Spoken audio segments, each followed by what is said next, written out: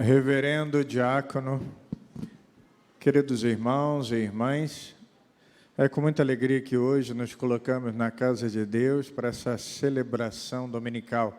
Estamos bem próximos da festa de Pentecostes, daqui a 15 dias, mas as leituras já começam a nos preparar para esse grande momento.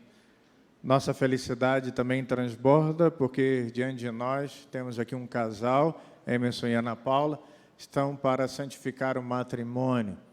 Quando isso acontece, manifestamos não só a questão do matrimônio como sacramento, mas a grande importância da família. Por isso, algumas coisas são importantes dentro dessa liturgia que estamos celebrando. No domingo passado, a liturgia nos trouxe a imagem das núpcias. Deus, o esposo, amaria e desposaria a sua eterna amada Jerusalém. E por isso, haveria uma restauração, surgiria uma nova Jerusalém.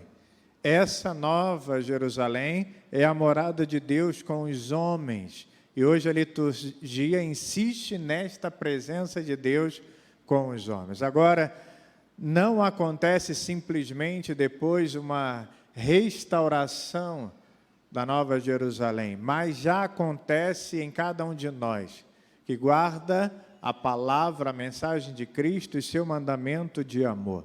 Os discípulos não entenderam isso logo, ainda esperavam, aguardavam a vinda do Senhor com o poder do alto na instauração do reino de Deus. Mas é claro no Evangelho, porque isso está presente no texto de hoje, quando no versículo 28 menciona: ouvistes que eu vos disse, vou, mas voltarei a vós. Somente depois, na própria comunidade, vivendo a comunhão do amor fraterno, é que essa realidade foi compreensível. Então, fica claro para nós que Cristo permanece conosco pela presença deste Espírito que está em nós, e Ele permanece conosco também no dom messiânico que Ele nos deixou, que é a paz. Porém, não como o mundo a concebe, mas conforme aquilo que está na liturgia que hoje estamos celebrando, no versículo 27. Diz o texto: deixo-vos a paz, a minha paz vos dou, mas não dou-a como o mundo. Não se perturbe, nem se intimide o vosso coração. Na primeira leitura de hoje, queridos irmãos e irmãs, o relato nos apresenta a controvérsia da circuncisão, dos gentios à conversão diante da fé. Ou seja, os gentios estavam buscando a conversão, a fé cristã, e a lógica e o problema presente é: eles não terão a salvação porque não são circuncidados. O versículo número 1 da primeira leitura diz: chegaram alguns da Judeia e ensinavam aos irmãos de Antioquia, dizendo: vós não podeis salvar-vos se não fordes circuncidados, conforme a lei de Moisés. Diante deste fato, iniciou-se um concílio, uma discussão, para decidir de fato o que iriam fazer diante de tal problema, entre aspas.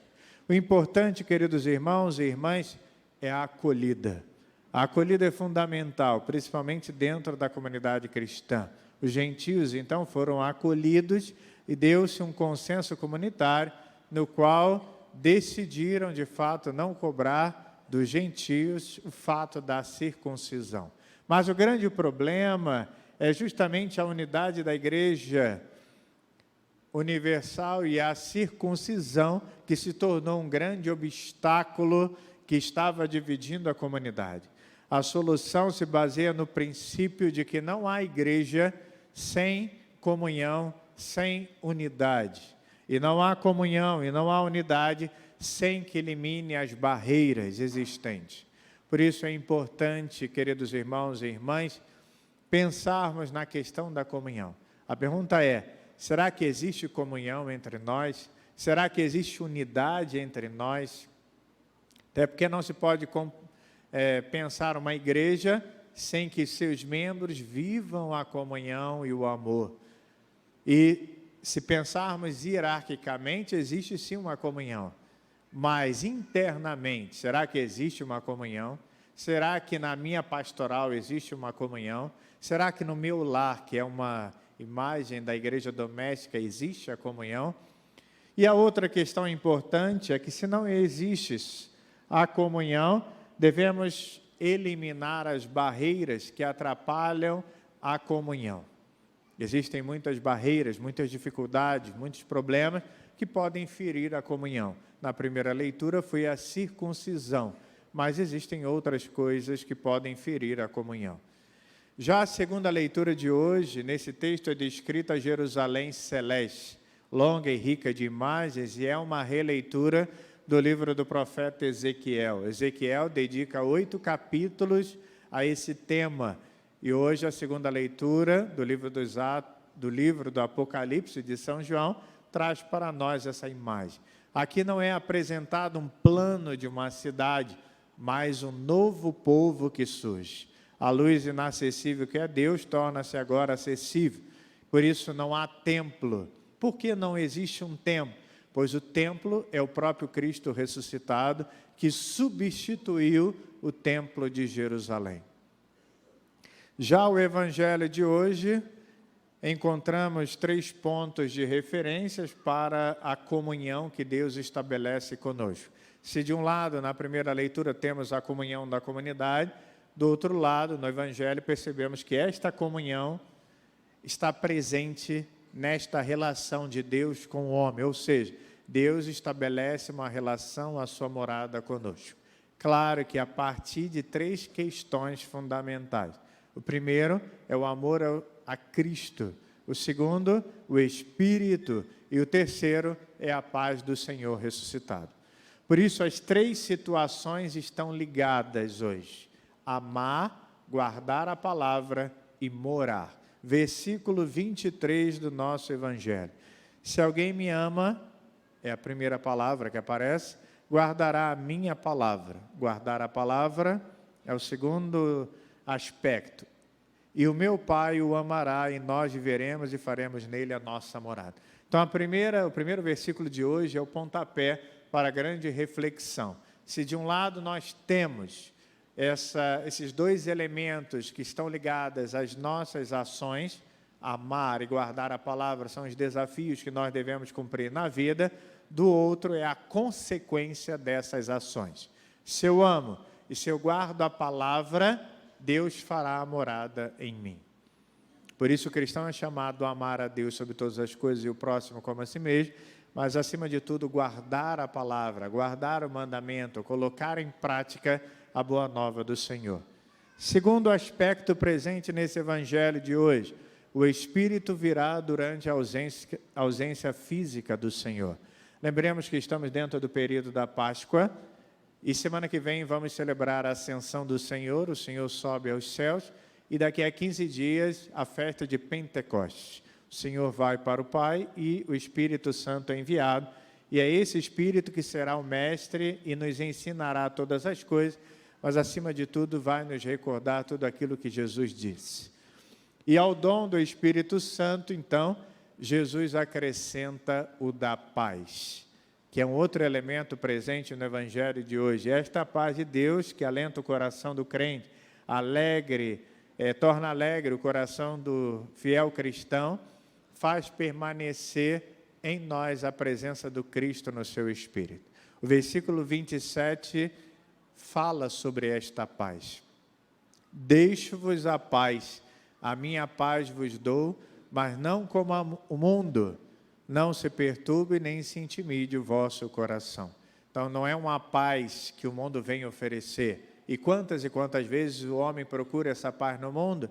Talvez encontramos lampejos de paz. Hoje o ser humano está em paz, mas amanhã essa paz é retirada. Mas a paz que Jesus vem mostrar é a paz fruto da ação do Espírito Santo.